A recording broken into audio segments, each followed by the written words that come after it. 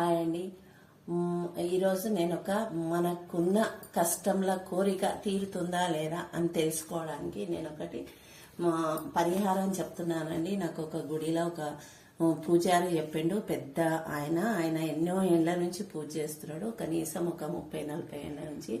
ఆ పూజారి చెప్పాడు నాకు, మన కోరిక తీరుతుందా లేదా అని. నేను పూజారిని అడిగాను, నాకు ఇది అవుతుందా లేదా పూజారి అంటే, నువ్వు పోయి ఇంటికాడ ఒక ప్లేట్ల కుంకుమ తీసుకొని మంచిగా దేవుని రూమ్లో కూర్చొని ఇలా పిడికి నిండా కళ్ళు మూసుకొని అమ్మవారికి పూజ చేసి తలుసుకొని ఇలా పట్టుకోవాలండి. ఇలా పిడికి నిండా గట్టిగా కుంకుమ పట్టుకొని ఇలా కళ్ళు గట్టిగా మూసుకొని ఇలా రౌండ్గా వేయాలండి. ఇలా ఈ విధంగా రౌండ్గా వేయాలి. ఈ విధంగా వేయాలి.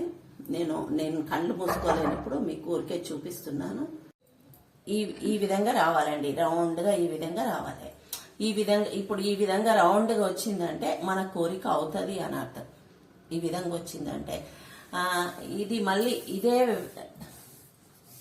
ఇదే కుంకుమ ఇగో మళ్ళీ కళ్ళు మూసుకొని మనం ఇలా ఇంకా కొన్ని రోజులు అయినాక లేటుగా అవుతుంది అనుకుంటే అవుతుంది, కానీ కొంచెం లేట్ ఉంది అని అనుకుంటే ఈ విధంగా వస్తుందండి.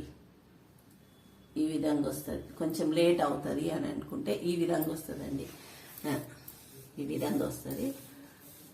అసలు ఇంకా అది అవ్వది. మనం ఒక ఇల్లు కట్టేది, మన పిల్లలు పాస్ అయ్యేది, మన ఆరోగ్యము, ఒక ఉద్యోగం వచ్చేది, ఏదన్నా కావచ్చు. ఇంకా అది అస్సలు ఇంకా అవ్వదు అనుకుంటే ఇదిగో ఈ విధంగా వచ్చేస్తుంది. అది ఎటేటో పోతుంటుందండి.